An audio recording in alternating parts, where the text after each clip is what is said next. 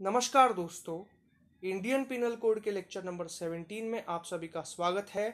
आज के लेक्चर में हम लोग कवर करेंगे आईपीसी का सेक्शन नंबर 107 और 108। 107 के अंदर लिखा है abetment of a thing. Abetment का मतलब है उकसाना, और 108 के अंदर डिफाइन किया गया है अबेटर यानी उकसाने वाला। अबेटमेंट के बारे में जानने से पहले आप सबसे पहले क्राइम के कितने इंग्रेडिएंट्स होते हैं उनको जान लो। एक क्राइम के 4 इंग्रेडिएंट्स होते हैं: intention, preparation, mens rea and actus rea. Intention, preparation, guilty mind and guilty action. Abetment के क्राइम के अंदर क्या रहता है? अबेटमेंट जो है वो कोई क्राइम नहीं है, लेकिन जो अबेटर है वो दूसरे को उकसाता है क्राइम करने के लिए। तो अबेटमेंट के क्राइम के अंदर क्या होता है? जो इंसान उकसाता है उसका इंटेंशन होता है और मेंस रिया यानी गिल्टी माइंड होता है।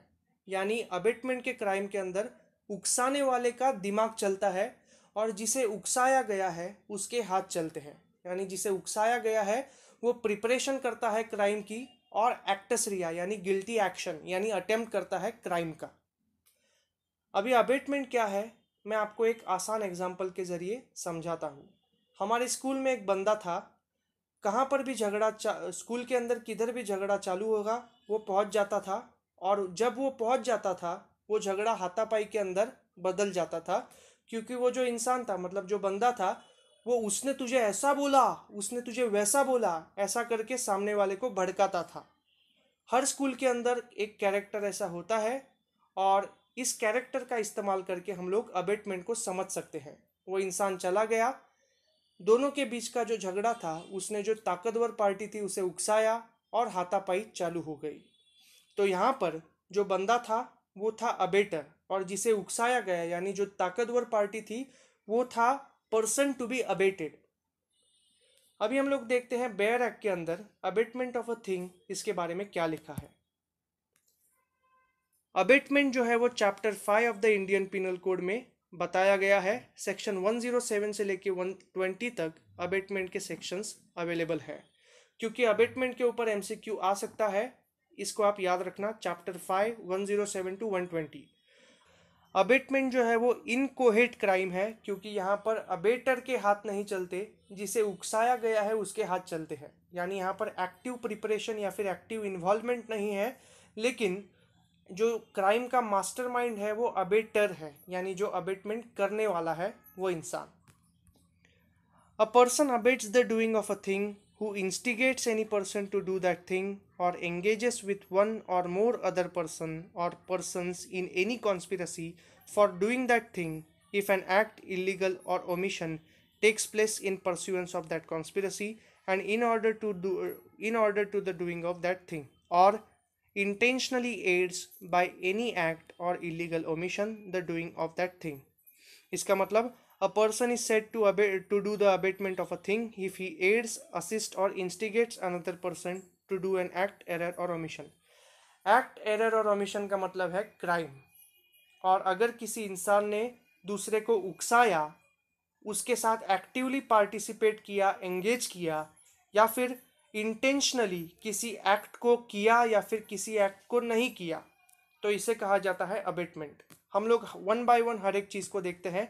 इंस्टिगेट का मतलब है उकसाना, जैसा मैंने अभी आपको स्कूल का एग्जाम्पल दिया, उसने तुझे ऐसा बोला, उसने तुझे वैसा बोला, ऐसा करके सामने वाले को भड़काना।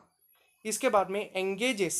एंगेजेस का मतलब है अगर कोई इंसान क्रिमिनल कॉन्स्पिरेसी कर रहा है तो उसके क्रिमिनल कॉन्स्पिरेसी के साथ कोई अच्छी इंफॉर्मेशन देना जिससे उसको क्रिमिनल कॉन्स्पिरेसी को मदद मिले, इसे भी कहा जाता है एंगेजिंग। और intentionally aids by any illegal act और इलीगल ओमिशन, यानी अगर किसी बंगले का नौकर, इसने कहा, चोरों से कहा कि आज की रात में मैं दरवाज़ा लॉक नहीं करूँगा, तो ये हो गया इलीगल ओमिशन। तो अगर ऐसी 3 चीज़ें कोई होती है तो अबेटमेंट माना जाता है। इतना लिख कर आप आएंगे तो अबेटमेंट का जो डेफिनेशन है उसके इंग्रेडिएंट पूरे हो जाते हैं। इसके बाद में आपको अबेटमेंट के एग्जाम्पल्स भी देने पड़ेंगे। There are two core elements of crime: mens rea and actus rea, guilty mind and guilty action. In ordinary circumstances, a crime has both mens rea and actus rea. But in abatement, mens rea is of abater and actus rea is of the person being abated. There are three types of abatement: abatement by instigation, abatement by conspiracy, and abatement by aiding or assisting a person. Bare act के सारे ingredient मैं आपको explain कर चुका हूं, लेकिन abetment के ऊपर आपको बड़ा शॉर्ट नोट आ सकता है। यहाँ पर इस स्लाइड का आप लोग स्क्रीनशॉट ले लेना और ये सारे एलिमेंट्स आपके आंसर में आने चाहिए। इसके बाद में इंग्रेडिएंट्स ऑफ अबेटमेंट क्या होता है? Mains Riya on the part of abettor, यानी जो क्राइम का जो मास्टरमाइंड होता है उसका गिल्टी इंटेंशन रहना चाहिए। इसके बाद में उस मास्टरमाइंड ने इंस्टिगेशन, असिस्टिंग और एडिंग ये करना चाहिए, यानी एक्टिवली पार्टिसिपेट करके प्लान करना चाहिए या फिर सामने वाले को उकसाना चाहिए या फिर कोई इलीगल एक्ट या फिर ओमिशन करना चाहिए। इसके बाद में actus reus on the person being abetted, यानी सामने वाले को जिसे उकसाया गया उसने उस अबेटमेंट के इन्फ्लुएंस के अंदर कोई एक्शन करना चाहिए जो क्राइम के लिए एक इफेक्टिव एक्शन माना जाए, यानी क्राइम करने का अटेम्प्ट एक्चुअल में होना चाहिए।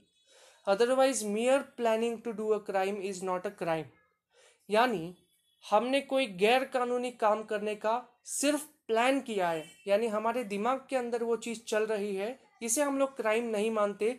लेकिन अगर उस गैर कानूनी काम को करने के लिए एक भी स्टेप लिया गया, यानी एक भी अटेम्प्ट किया गया, then it converts into crime.